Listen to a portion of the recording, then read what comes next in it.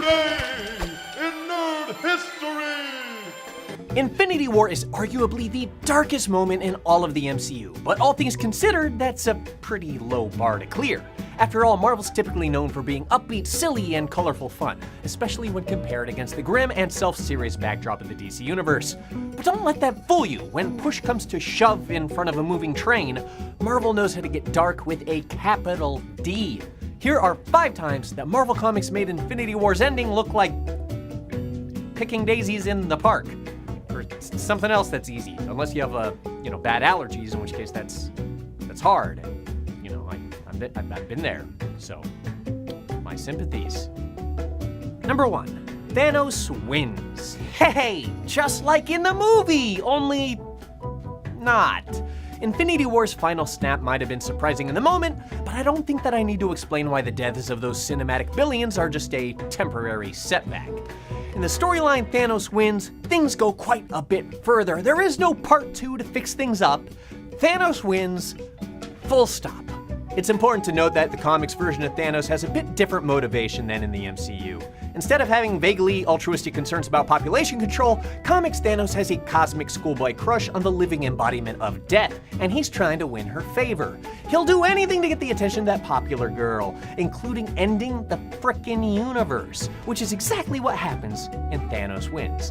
But things don't go 100% smoothly. The story follows a younger pre-extermination Thanos being teleported to the future at the behest of the universe-decimating King Thanos, who rules the desolate future atop a throne made out of Galactus' head. There remain a few survivors, including a goofy cosmic Ghost Rider and a feral Hulk on a rope. But soon, young Thanos learns that he's been summoned to the future by Old Man Thanos so they could lead a tag team smackdown on the Mjolnir-wielding Silver Surfer. But Dos Thanos make quick work of him. You'd think that young T would be stoked on this future, seeing his empire of wreckage come to pass, but it's actually kind of the opposite. The thought of seeing himself as a weak old man who has to wear, space-age adult diapers and beg his young self for help bums him out so bad that when he returns to the past, he decides to make this whole future never come to pass. As it turns out, even when Thanos winds up the literal last person in the universe, having killed off everyone else, he still decides he could have done better. Number 2, an intra-Avengers squabble claims the life of the best of them. The early aughts brought about the Ultimate Marvel Universe, which included the title, The Ultimates, this universe's version of the Avengers. This team had some good time on the page together before they disbanded and reformed as an edgy Black Ops team. Once again, this was the early 2000s. Team members Blade, Punisher, and a merciless Captain America gathered under Nick Fury and took up the Avengers mantle. But a splinter group, calling themselves the New Ultimates, became an opposing force. Obviously, these two groups of good guys had to fight each other in a fashion most brutal. I mean, it's still a comic book. So, normally these things would end with a couple boo-boos and a newfound appreciation for the art of tactful communication in lieu of punching your friends in the face until they're spitting blood, but this fight pushed things a bit further than normal. In this case, Spider-Man's Tingalometer jumps into the red zone when Captain America and Nick Fury are kicking the living shit out of each other on a bridge, so Spidey swings down into the danger zone and throws himself at Cap, only to swallow a bullet the size of a trash can with his ribs. The shooter is, of course, the Punisher. Surprise, the one guy who uses guns to murder people. Whoa. Frank Castle is bummed to have blown a 10-inch diameter hole in Peter Parker, and instead of trying to kill someone else, and he tries to commit suicide as cop as an act of guilty penance. But luckily, War Machine blows up the bridge, buying them some more time for everyone to just, fight each other. Except for Spidey, who isn't dead quite yet. He's got to take his new spider hole to fight the Green Goblin, who in this Ultimate Universe is an unkillable fire-shooting monster. It doesn't go great. Spider-Man dies, Cap gets slapped in the face, and the Avengers have a gee shucks, that was a goof moment before everyone lives happily ever after. Except Spider-Man, who has a dump truck-sized bullet wound and is super dead. Just super dead.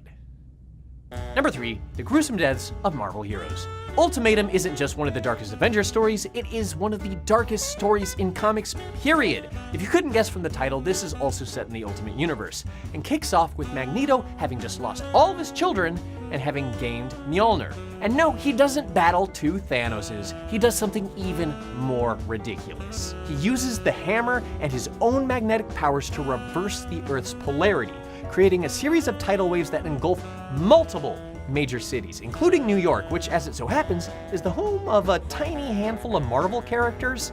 The casualty list for Ultimatum is enormous. Nightcrawler, Beast, Dazzler, Daredevil all bite the dust, or water as it were. If that wasn't bad enough, Magneto is teamed up with a bunch of other supervillains, including the Blob, who takes advantage of the chaos to, eat Wasp.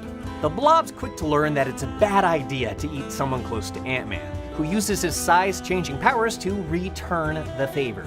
And this is just the tip of the iceberg, and it's an iceberg that's made out of dead bodies.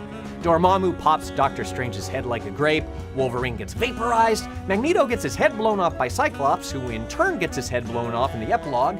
Meanwhile, Doctor Doom has gone unpunished despite being responsible for the events that started Ultimatum. That is, until the Thing makes a trip to Latveria and Doctor Doom, well, yikes. It's a bleak comic, one in which the heroes don't win, the villains don't win, mostly just a bunch of people's heads get ruined in horrible and very graphic ways. Number 4, Warren Ellis bums everyone out forever because, it's Warren Ellis. The limited series Marvels by Comics Titans Alex Ross and Kurt Busiek was a seminal moment in comics. The widely regarded series introduced us to everyman photographer Phil Sheldon, who watches the events of the Marvel Universe unfold in a unique, grounded perspective. It was really cool. But then Warren Ellis decided that he'd like to do a so-called parody series called Ruins. The perverse take of Ruins reframes the Marvel Universe to better reflect the rules of our own actual reality, and everyone is worse because of it. Captain Marvel is dying of cancer in an internment camp, Peter Parker is a radioactive cancer-ridden stalker, and mutants are locked up in a prison where Wilson Fisk orders power-nullifying surgeries on them. Cyclops loses his eyes, and psychics lose something even a little more crucial. Gamma-blasted Bruce Banner isn't doing so hot either. Instead of being turned into the super strong Hulk, he's warped into a giant, hideous tumor monster.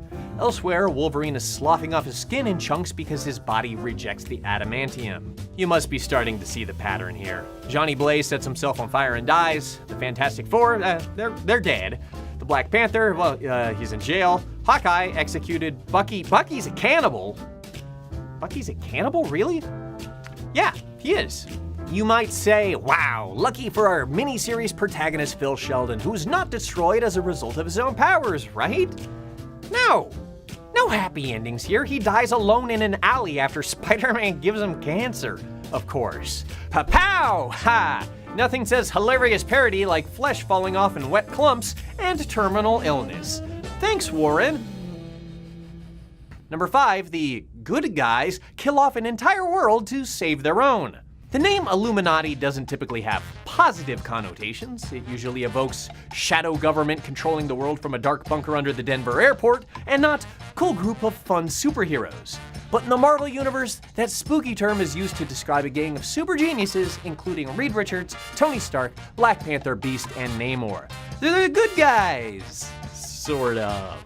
It becomes particularly questionable in the Jonathan Hickman and Steve Epting's New Avengers, in which the Illuminati discovers that the universes of the multiverse are all colliding with Earth smack dab in the middle as the point of incursion. This means that one Earth is going to appear up in the sky and slam together with another Earth, like so many balls of a metal stress doodad at a Sharper Image store. Not great. Normally, this is where the Avengers might step in to save the day, but the Illuminati isn't going to let those hotshots take all the credit if they can stop this interdimensional annihilation by themselves. But their plans aren't exactly as neat and tidy as you might hope. In one case, they let Galactus eat a planet on an incursion path. In another attempt, Stephen Strange ends up turning into a demon and killing all of the alternate Earth's heroes. And after that, Namor sets off a bomb on the alternate Earth, killing everything on it. Joke all you want about Namor. The dude murdered an entire Earth. The whole thing. In a fun twist, it turns out that the incursions are actually unstoppable, and every single bad deed that the Illuminati and associated heroes did, including destroying an entire planet, were all for nothing. And if that's not a punch in the gut, the Illuminati ends up teaming up with Thanos. Once again, friends become foes, and Tony Stark and Captain America end up punching each other to death as the final 2 versions of the multiverse end. So, yeah, if you thought Infinity War's ending was rough, try this one on for size. Good guys gathering to commit indefensible interdimensional genocide only to discover that their war crimes were for nothing, then turning against each other in a death battle only for the world to end in one sullen, ghastly fart. It may not be Spider-Man dying in Iron Man's arms, but it is much, much worse.